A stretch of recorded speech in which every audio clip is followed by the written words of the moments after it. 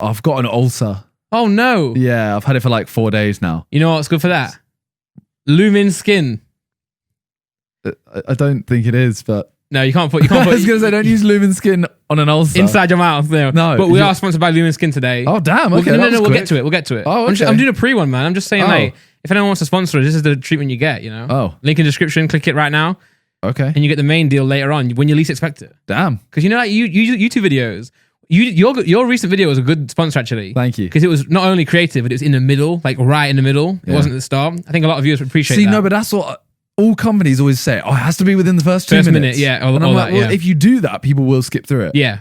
As soon as they see, oh, but before we get into the video, this is sponsored by skip. Even I skip it on other people's videos. Yeah, I know, 100%. Whereas, you know, if it's midway through, you might be like on your chair, settled in, lying back on your sofa, and you're like, you know what? I'll just let it run. I can't bother to skip it. And it was a good ad as well. It's a very good ad as well. Yeah. If you guys don't know what we're talking about, basically, me and Randy reacted to some Among Us TikToks, and then I called an emergency meeting in the video, and then had a meeting about, you know, this person was the imposter because they weren't using ExpressVPN. Yeah. And I'm proud of it. I'm proud of it. Bro, I want to ask you, did that video do well? It did well. I'm not going to lie to you. I don't really look. Yeah, so that's fine. Don't worry. Even if it didn't do very well, it doesn't matter. It's 8 out of 10. Okay. But, I mean, it's on 920K. So we'll hit a mil. Yeah. Yes. And that's, honestly, now on my main channel, I'm like, if it hits a mil, I'm happy. Yeah. So, but I'm just happy that, like, I didn't tank the channel. You know, that's what, you know, it's always a risk when you go on someone else's channel, especially when someone 100%. Like Randy, you know, like the video could flop. I mean, number 10 is opening Pokemon cards with you. Yeah, but we packed a Charizard. Or I packed a Charizard. That's true. But again, that's number 10. Yeah. That is now on 1.1 mil. Yeah, that's sick. So I was saying as well, like a lot of my recent Pokemon videos have been 10 out of 10, but that's just because the hype was so big that naturally they're going to be like stinkers. Oh yeah, for sure. But they're not even stinkers, because if you look at it, my lifetime goal on the Pokemon channel was to hit 100K per video. And we've been doing that recently. Exactly. So if I can keep that up, that's amazing. And then you wait for the next like hype, and you know do it again and just keep growing. Although you are scamming your friends. What do you mean? So Randy does a box break. Each Saturday, 4 p.m. GMT. Each Saturday. No, I will not allow you to promote this. You know what? They're gonna. I'm being scammed. They might stop soon. Why? I'm struggling to find boxes. See, this is what I said to you though. This is why there was one week where you said, "Oh, you did 2," and I said, "Just do 1." Yeah, because I thought, just do 1, save it for another week. Yeah, I should. That box I opened on my own personally, I should have saved it.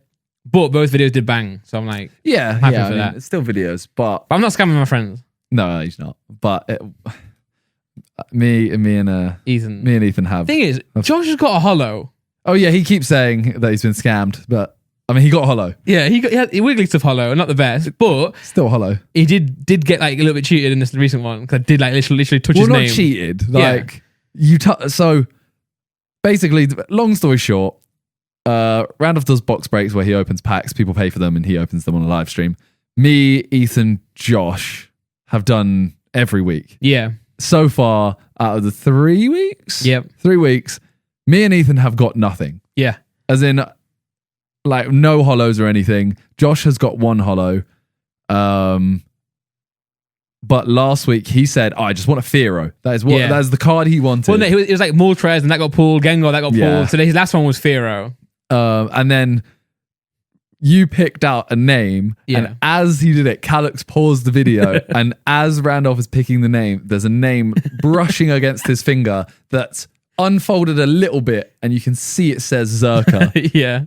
And he picks that name up, the other name up, gets a Fearow. So you gets a Fearow, yeah.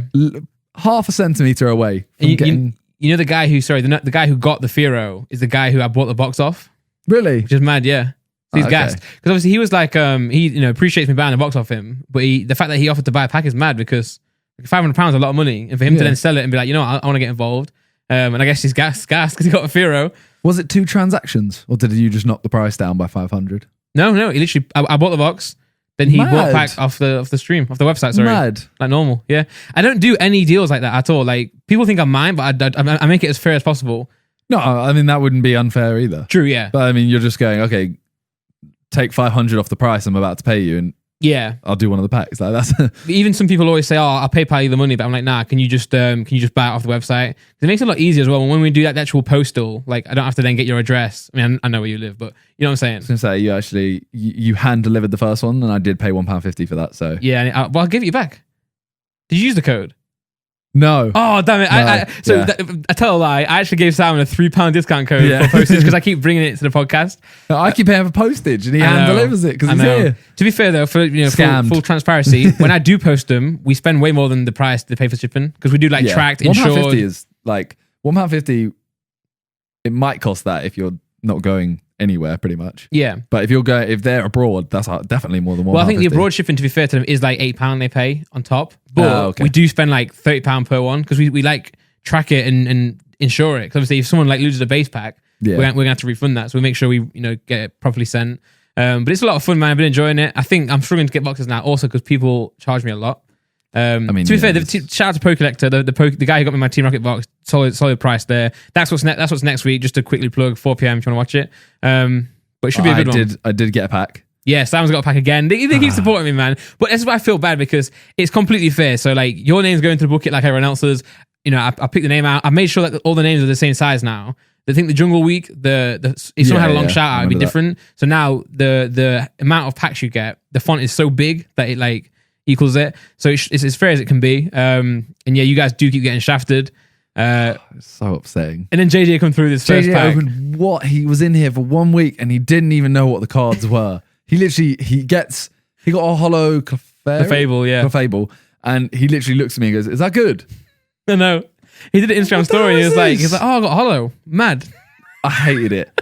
Because the thing is, obviously, it's not the best hollow. No, but like, I mean, I would take it. It's a hollow, especially after the last few weeks I've had. Better than like a Lieutenant Surge hollow. Someone got a hollow trainer. Yeah. It's still sick, but like you'd rather get. But Pokemon. I know in his head, he thinks, I think he has the simple mindset of, okay, Charizard's worth 200,000, so how much is this Clefable? Is this 50 grand? What's this? Yeah. And I told him, that's in a 10. I looked it up and it was 500 to 700 or something like that. Yeah. A lot of people do that. Like, a lot of people, when they get into Pokemon, they think that like, what's the PSA 10 value? That's what it is. Yeah. And even the reality is like, yes, Pokemon is booming right now. If you do get a PSA 10, it's going to be worth a lot of money, but that's dependent on the buyer, the seller. Is the last sold authentic? This is the other thing I always think. There's so many people say, "Oh, that's this much." Yeah. I reckon 90% of people that talk about the price of something, won't even send it off or do anything. Yeah. Do you really think that JJ is going to send that to PSA? Nah. Wait 3 months, 6 months, get it back, go through the effort of selling it, do all that. That's the big. He's not going to do that. And the big difference now as well is that like you got to realize. So the best example, and we don't want to talk about Pokemon too much, but the best example is like Charmanders and the starters. When people are like, "Oh, they're worth like $800 in a 10," you got to remember there's so little of those submitted. There's not many at all of the commons submitted straight to PSA. Takes it now because PSA is so backlogged. It takes like 6 months on standard to get your cards back from PSA. Think about how many people now are going to start sending in commons because they're worth some. Yeah. So they're going to get back into their old binders. The common Charmander that they've left, they're now going to send in. There's going to be thousands of these things hitting the market in 6 months, and it's just going to get flooded, and the price is going to go down. May go down. The demand is still so high that it could not. But that's the theory you got to look at it. So when someone's like, "Oh, $800 for a Squirtle," it's like right now, but not in 6 months, and it's got to get a 10 first. Do you think that all these values and stuff will go down once lockdown ends? Like say. So we'll get onto the topic later. We'll talk about it more at the end. Yeah. Or throughout. But obviously there's talks of a vaccine right now for COVID. Yeah. Do you think that once that happens and COVID is actually, say, in theory, gone? Yeah. As in, this isn't, we're learning to live with it now. Say it actually goes. Yeah. Do you think Pokemon prices would go down because people would start living more normal lives? Because I think right now, obviously, everyone's indoors and... Yeah, that's true. So when I first got into... This is a long story, but it'll make sense. When I first got back into Pokemon cards, I've always collected them. When I first got back into grading and actually get my cards sent to PSA, which was 2016 when the Pokemon Go hype was at its peak. Yeah. So I've always played the games, always been interested to it, but I got into the cards again, and so did everyone else. The price was at an all-time high, like it was now. Nothing like this. Yeah. But at the time, it was a big jump. And then over the next 2-3 years, it didn't like drop. It just went stagnant. There weren't many cards being listed. There wasn't that much interest. So certain cards did go for less. You can get like pick up deals and stuff. But I'd say rather than dropping it, just kind of like leveled out a little bit. Because, even me, I went on tour with JJ, did the album, we were doing stuff. It wasn't like in Pokemon every single day, like everyone has been now. So every day now, people who are not going to work for COVID or whatever reason, just at home every single day, looking at cards, looking at prices, blah, blah, blah, blah. Like you say, once they start living normal lives and they have other things to distract them other than Pokemon, they might not necessarily, the prices may not drop, but there might be less people buying and less people looking. So it's like, say, you might have an auction that goes for less than everyone thinks. And everyone's like, oh my God, it's dropped. But then it's just not got as much advertisement on it. That's what happens on eBay as well. Sometimes if I listened on eBay and maybe tweet it out, it's going to have more people interested. So it might go for a higher price because there's more competition. Yeah, That's what I'm saying. So like, if there's less competition, like you say, it may drop. But it's not going to be a drop that's like, oh, it's crashing. It's just an anomaly now and then. Yeah. So I think you're right. I think there's going to be less excitement, less activity in the market. But it's maybe not a bad thing. It's pretty healthy. It's also how many times ultimately Logan's done the first edition base set. Yeah. There's nothing realistically there's nothing better than that. No, you can't really go higher. So even him doing a second one isn't as good as that one. Yeah. And then anyone else doing one isn't as good as that one. And ultimately it peaked already. Yeah. It will go down eventually. Yeah. Even look at my channel. Like I think obviously I'm not saying. Well, I was a big part of the Pokemon boom, right? Not like at the top of it, but I was definitely taking advantage of it. I was definitely like benefiting from it. And even now, you'll see that the views are starting to dip a little bit. Depends what type of video you make, obviously. I've just run out of like bangers. I was like dropping bangers left, right, center. But you can see the demand is starting to drop a little bit. But it's like it's dropping, but it's still like 3 times higher than it was before. Yeah, like you and Josh say now opening packs. You might not have done that without this hype. Oh no, I definitely wouldn't. Yeah, like I'm not saying I'm only doing it for the hype, but I just wasn't thinking about it. Exactly. Now I see it and I just want to open packs. Yeah, bro. It's like when I first started my Pokemon channel, people were like, "Oh, what? It's weird. Like it's a kids game, blah blah blah. Or it's nerdy, blah blah blah." But then now, like you see Logan do it, it makes that you think, "Oh, maybe I can actually stream it. Maybe there is an audience for it." That's what it more is. And then you're like, "Oh, I actually enjoy this." Well, I mean, it is effectively the same as opening FIFA packs. Yeah, but obviously it's a physical thing. Yeah. So, I mean, I've streamed it twice now, and both times, everyone who's watching the stream loves it. Yeah, because it's the same thing as the FIFA packs, but yeah, I literally have a good at the end of the stream. And obviously it's nostalgic for everyone. Yeah. Because I'm opening packs as well. Everyone knows the original Pokemon. Yeah. Everyone knows Charizard. Exactly. Like, and most of the packs, like, even though there are new Donnies, there's still the originals in most of the packs. Yeah. It's not like, it's good that That's one thing I hate is if there's packs where there aren't any, like even the ones I was opening yesterday, I was opening Darkness Ablaze. Yeah. And it's like every now and then, oh, there's a Jigglypuff. Yeah, I'm yeah. like, oh, that's it. Oh, yeah. Okay. But I guess still, it's a good way for you to find the new ones because you see the artwork. For sure. And to be fair, like you actually see artwork that like depicts them in a certain like setting rather than just being stood there. So you're like, okay, this guy's cool. Like you like that Pokemon Simisage. I was like, I hate that Pokemon. That picture was so cool. The picture is cool to be fair, but as a Pokemon, I dislike it. But yeah, it's great, man. I think it's again like I say, it's very similar to FIFA. Well, it literally is the same concept, really. It's packs. I mean, except FIFA at the end of the day, after a year, expires. Yeah, I actually have something still. They should have done that, man. Imagine that you could get. I probably shouldn't even say it because it's probably like a sick idea for them to then like milk everyone even more. But imagine if they kept like 1999, 2011 Ultimate Team players.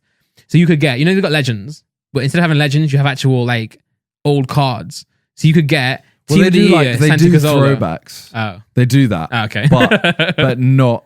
But again, you have to pack it on the new game. Yeah, that's what I mean. Yeah, it should continue a bit. Yeah, you could almost pay.